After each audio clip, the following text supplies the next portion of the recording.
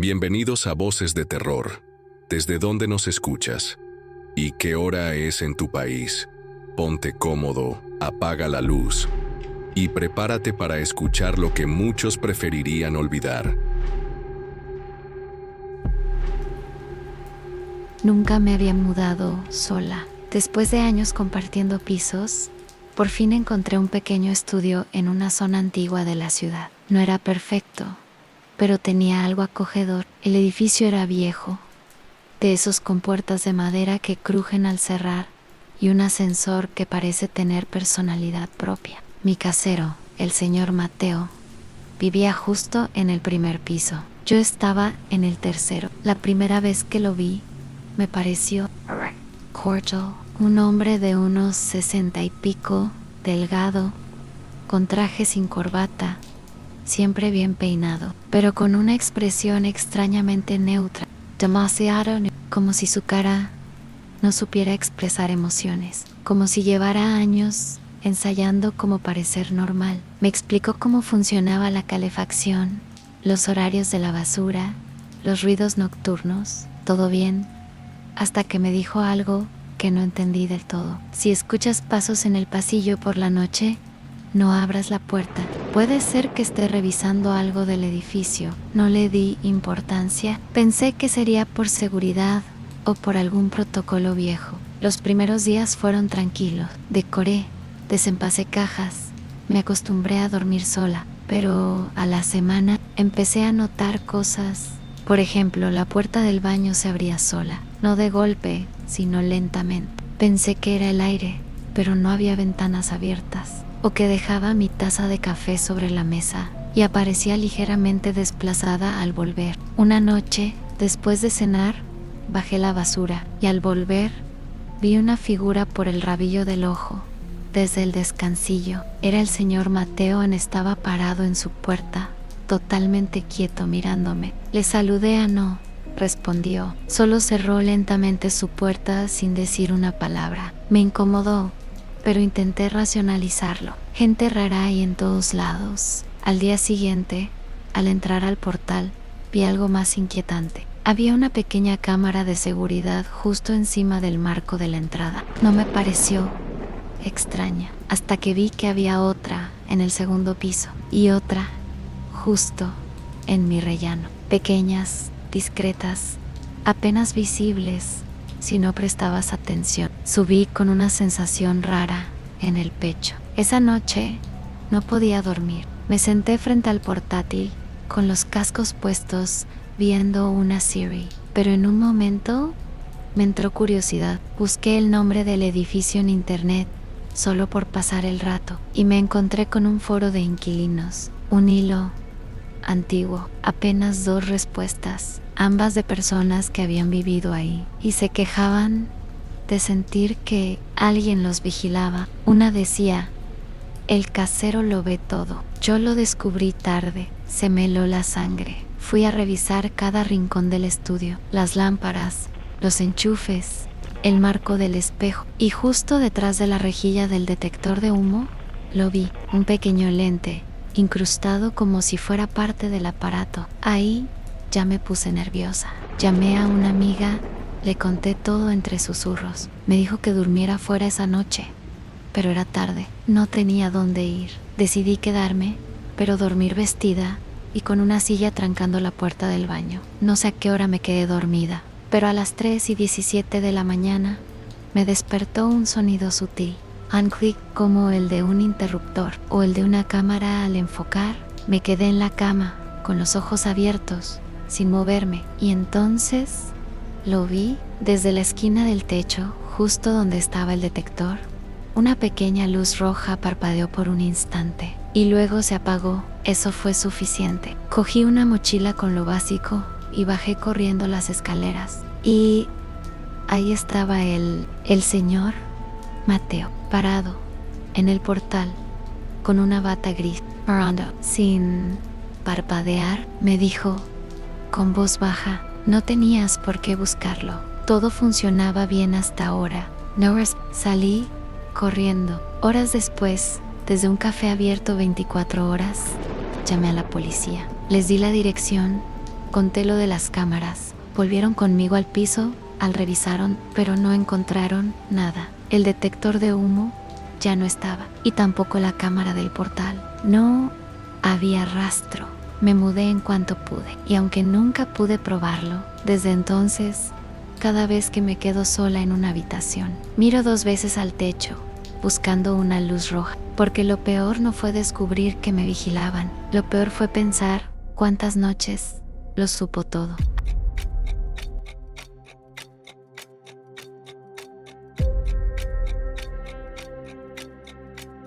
Nunca creí en lo paranormal. Siempre fui de los que necesitan pruebas, lógica. Pero hay cosas que no encajan en ningún marco racional y eso es lo que más miedo da. Todo empezó hace unos meses, después de mi separación.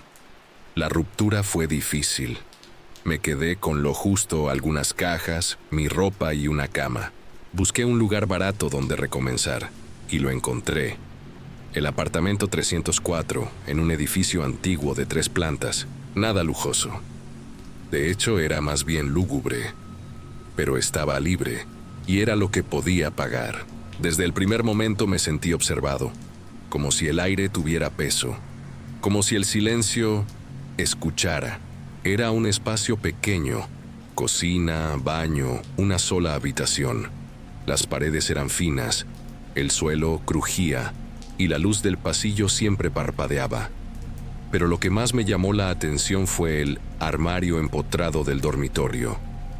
Era extraño, de otro tiempo. Puertas de madera maciza, más altas que las del resto del piso, con una veta oscura, casi negra. No tenía cerradura, pero sí un hueco en el que antes debió haber una. Lo abrí con esfuerzo. Las bisagras chillaron como si no se abriese desde hacía años. Dentro, solo polvo, una percha torcida y una caja de cartón vacía. Pero el olor era raro. No sucio ni podrido, sino viejo, como a trapo húmedo encerrado por décadas. Un olor espeso, penetrante. Pensé que era por la humedad del edificio. Puse un ambientador dentro y lo dejé estar. Pero al segundo día, lo escuché.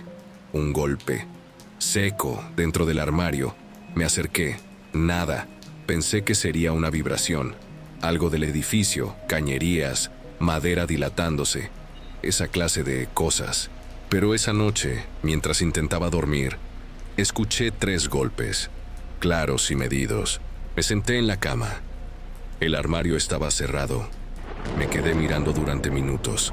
No pasó nada más. A la noche siguiente, por curiosidad o por locura, dejé la puerta del armario entreabierta, solo unos centímetros. Me acosté, apagué la luz, y entonces lo vi. Una sombra, pequeña, como si algo estuviera agachado en el fondo del armario. Salté de la cama, encendí la linterna del móvil y corrí a mirar. No había nada, pero las paredes del fondo estaban arañadas. Decenas, quizás cientos de marcas de uñas o algo similar, como si alguien hubiera estado atrapado adentro, raspando durante horas. Me estremecí, cerré la puerta, puse una silla delante. El día siguiente no fui a trabajar. Me obsesioné. Llamé a la inmobiliaria, pedí información del historial del apartamento. Me dijeron que antes vivió un hombre joven, que desapareció sin dejar rastro hacía unos años, que nadie quiso alquilar el piso desde entonces, y por eso me lo ofrecieron tan barato. Hablé con la vecina del 302, una señora mayor.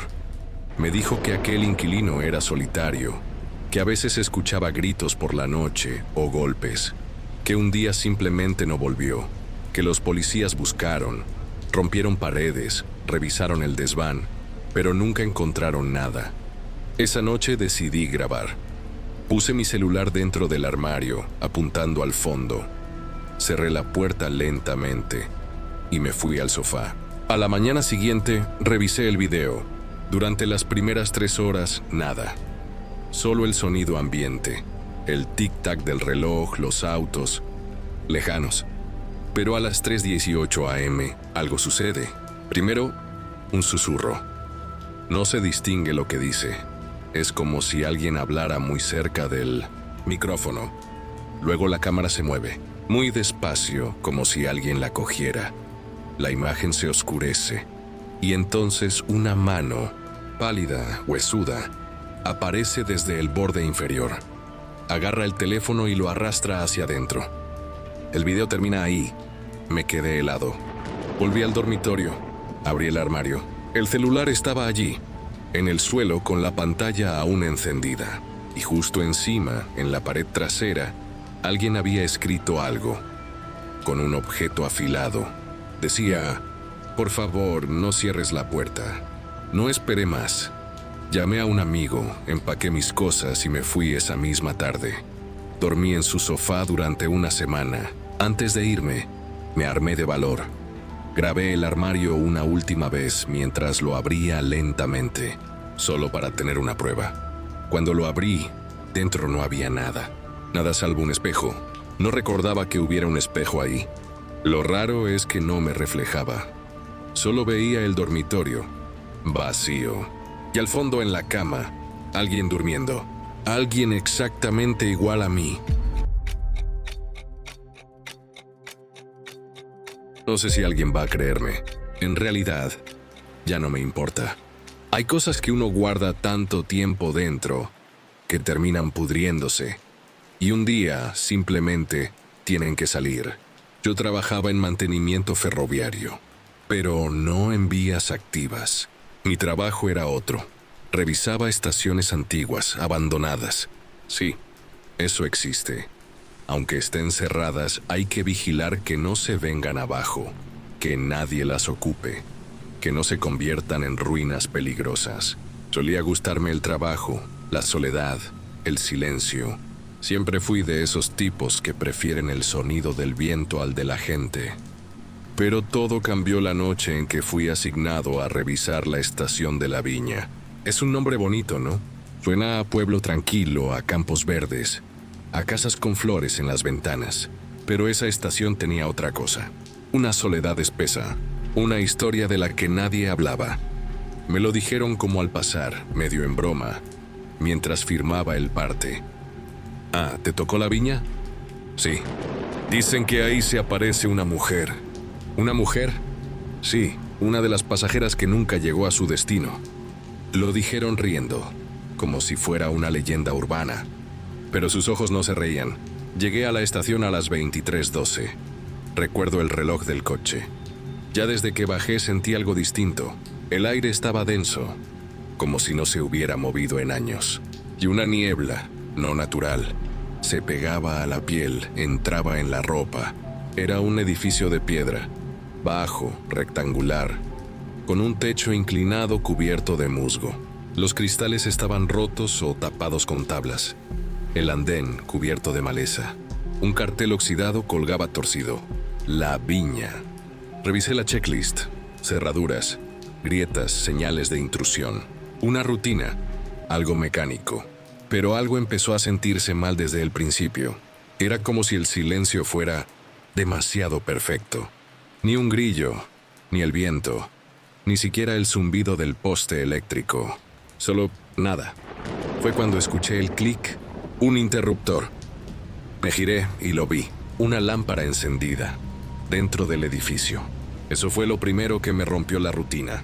Me acerqué, lentamente. Las puertas estaban cerradas con una cadena, pero colgaban flojas como si hubieran sido forzadas. Entré. La lámpara era antigua, de pie, con pantalla de tela. Emitía una luz amarilla, temblorosa, que apenas iluminaba, y ahí fue cuando lo sentí. Una presión en el pecho. Como cuando entras en una habitación donde alguien te odia y no ha dicho una palabra. Me giré, nada. Y entonces la vi, sentada en el banco del andén, vestido blanco. Cabello largo, cabeza gacha, como si esperara un tren que nunca llega. ¿Se encuentra bien?, dije.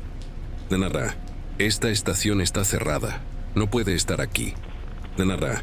Y entonces levantó la cabeza. No tenía rostro. O mejor dicho, tenía un rostro incompleto. Sin ojos, sin nariz. Solo una boca, cerrada, finísima, que parecía casi dibujada. Y aún así sentí que me miraba. Parpadeé y desapareció. Ni pasos, ni sombra. Solo el banco vacío. Corrí hacia la salida, pero algo me detuvo. Un sonido. Un tren. Escuché el silbato de una locomotora, lejano, y después el retumbar de los rieles, como si viniera hacia mí. Salí corriendo al andén. Y ahí estaba. Un tren, fantasmal, antiguo, oscuro. Avanzaba en silencio, como flotando sobre las vías oxidadas. Pero no se detenía. Solo pasaba muy despacio. Y en cada ventana vi caras, rostros pálidos inmóviles, pasajeros que no parpadeaban. En uno de los vagones, ella, la mujer del banco, sentada, mirándome. El tren siguió hasta desaparecer en la oscuridad. Ni una luz, ni un sonido. Corrí de nuevo al interior del edificio, y ahí estaba ella, parada, frente a mí, en sus manos una foto.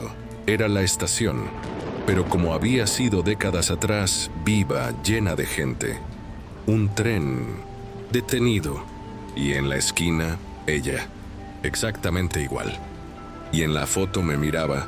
No recuerdo cómo volví al coche. Solo sé que conduje como si algo me persiguiera. Llegué a casa temblando. Me metí en la cama con la ropa puesta, y cuando desperté, la fotografía estaba sobre mi almohada. Creí volverme loco. La quemé, la rompí, la tiré por el retrete. Volvía, siempre volvía. Una noche soñé con ella. Estaba en la estación, pero todo era blanco. Ella me hablaba sin mover los labios. Esperamos juntos el tren. A las semanas dejé el trabajo. Me mudé de ciudad. Cambié de número.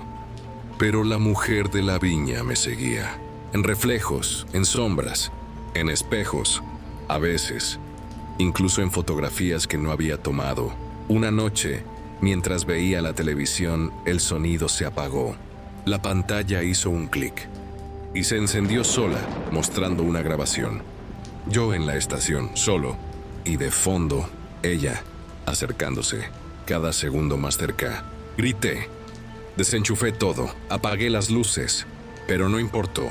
Hace unos días, encontré un sobre bajo la puerta. Papel antiguo, tinta negra. Decía, última llamada, el tren no espera. Desde entonces, cada vez que me despierto, tengo la sensación de que estoy otra vez en el andén. A veces escucho el silbato del tren en la madrugada. A veces, cuando cierro los ojos, la lámpara sigue encendida. ¿Y tú que estás escuchando esto? ¿Alguna vez viste una estación abandonada, con una luz encendida en la ventana? Si es así, no te acerques, porque ese tren no va a tu destino. Ese tren solo recoge a los que ya están perdidos. Y una vez que subes, no hay vuelta atrás.